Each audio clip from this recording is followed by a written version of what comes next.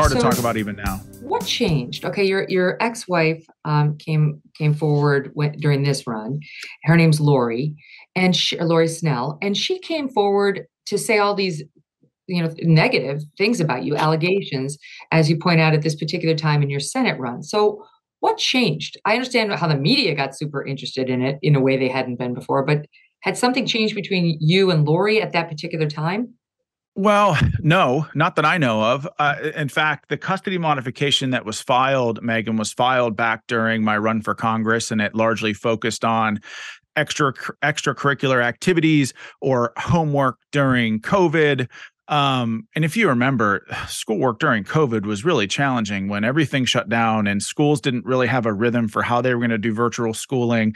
I had one laptop that I'm on right now, and I was getting 3 different notifications from my kids. They've got a Zoom class at 11:30, and then there's another class on Class Dojo. It was just super chaotic. So it was a chaotic time in general for I think not just our family, but every family.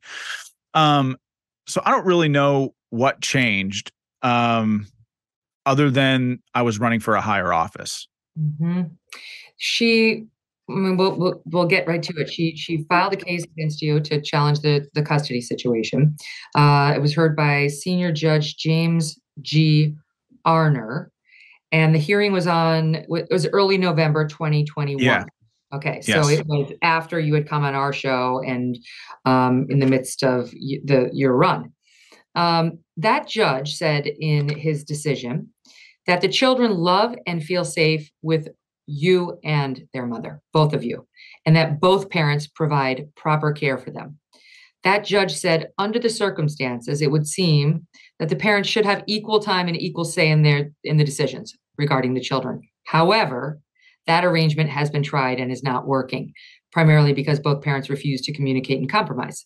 Both parents are now seeking primary physical custody, and the court says it must decide between, quote, 2 good parents by applying factors and facts of the case and the needs of the children. The end goal is the best interest of the children. Now, that so far to me is very contrary to the media narrative, which, as I said at the beginning, was so cruel to you. I mean, very unfavorable to you. This judge is saying, I have 2 good parents here, and both children, all the children, you have 3 of them, love and feel safe with both parents and say that they are properly cared for by both parents. So the judge is basically saying, I want you both to have shared custody, just the way it's been, but you 2 can't get along, and that's not working. So now I'm being forced to modify that. So, okay, I'm going to. He considers all the evidence, the arguments, including testimony of the children who did not testify in open court, but privately, and that he heard. And he awarded primary physical custody to your wife, your ex-wife, and sole legal custody to Lori. So she got this is the thing that so upset you. Yeah.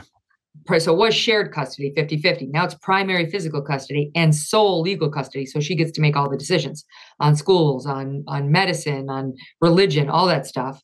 And you get partial physical custody, which is like every other weekend, something like that.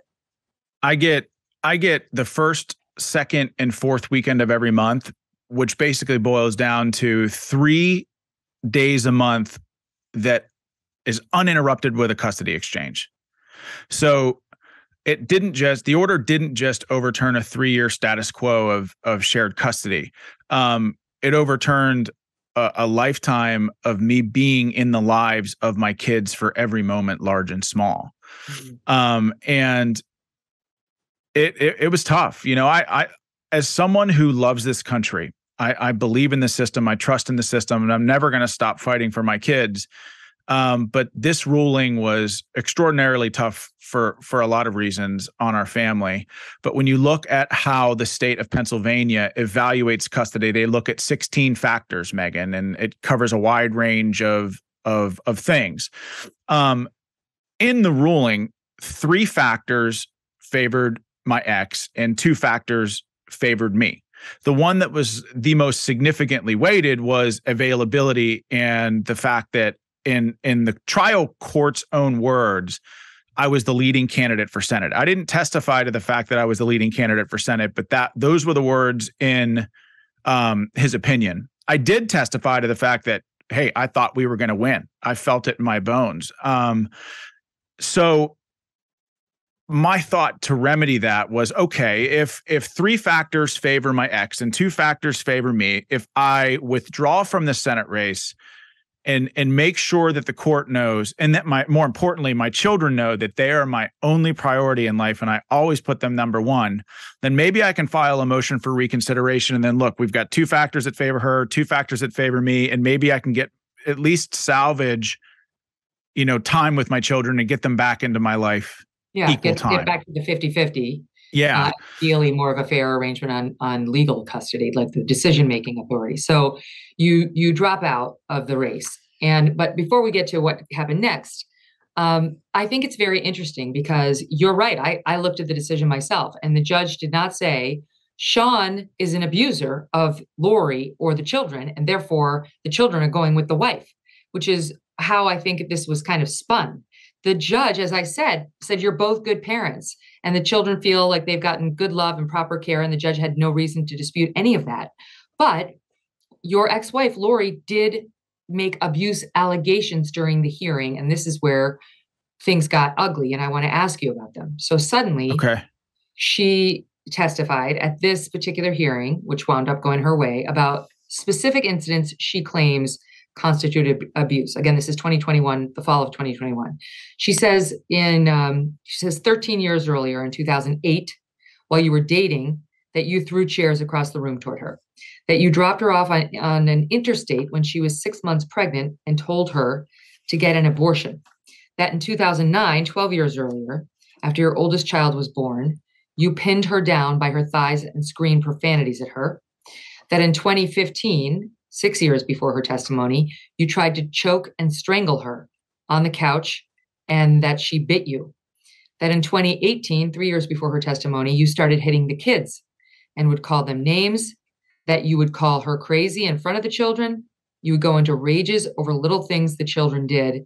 And then she had two big allegations beginning in 2018, which I'll get to, involving the children. But so far, that's what she alleged and testified to. How do you respond to those claims? They're flat out untrue. They're false in every single way. And what I just told you is the same thing that I told the trial court. And every single one of those allegations, the alleged allegations and alleged incidences, were heard in an actual hearing in 2018 in front of a judge where there was a full hearing. In fact, my attorneys at the time, because there was a PFA filed, and I don't know if your audience knows what that is, but it was a protection from abuse order. Oftentimes when those are filed, they're almost always granted on an interim or temporary basis. They're ex parte, so you can't make a case. They're filed against you and you have to comply for 10 days until you get a hearing. My lawyers at the time were saying you should try to settle this. And oftentimes when you're in the midst of divorce and custody, PFAs are used as leverage for, exclusive possession of the marital home. Like, in other words, I'll drop the PFA if you give me the house and pay the mortgage. Mm-hmm. I was so committed against defending myself against these false allegations, I wouldn't settle. I went to trial, and in that hearing, we won. And in fact, there was a Child Protective Services investigation at the time. They found the allegations to be completely unfounded. The judge at the time found the allegations to be unfounded and untrue. Everything was dismissed and then expunged. There was no contest on the expungement. And then shortly thereafter, she consented to 50-50 custody. And I thought that this was all behind us. I thought that, hey, I defeated these allegations once. This is America. You can't have the same allegations brought against you multiple times. But in the family court, I guess that's not true. And everything that you just talked about, I had already defeated once in 2018. So we weren't even sure that she'd be able to bring that stuff to trial and testify to that stuff, but she was. It's completely untrue, Megyn. And what was really difficult about all of this was that I remember being bullied as a kid a lot. I was bullied pretty horrifically, actually. And one of the things that affected me the most as a kid were my friends who I was really close with, who would see me getting bullied and then maybe not do anything or stand up for me. And for whatever reason, I just thought to myself, I'm never going to be that kind of person that sees someone that needs help or needs to be defended or is maybe weaker than me. And never let them stand idly by and take it. I would always stand up to defend them. And I think that was a lot of what drove me to join the military after September 11th. And it's been wired into the very fabric of who I am, defending people who can't defend themselves. And since I've been out of the military, I've dedicated my life to serving other people. I think the pathway to a meaningful life is service to your fellow man and woman. And these allegations just flew in the face of all of that. The holidays, when our waists get bigger and our wallets get smaller. It's the season when most companies want you to spend all your money. But Good Ranchers wants to help you save in a season of spending. Beef prices are estimated to increase another 20% early in 2023, continuing the largest price spike on meat in recent U.S. history. Good Ranchers is letting you lock in your price on all the meat you buy this November when you subscribe during their Black Friday savings. With my code, Megyn, you can get their exclusive Black Friday offer of 2 free Black Angus New York strip steaks. You will inflation-proof your meat budget and get $70, $70 worth of free USDA choice steaks and save an additional $25 on every box when you subscribe.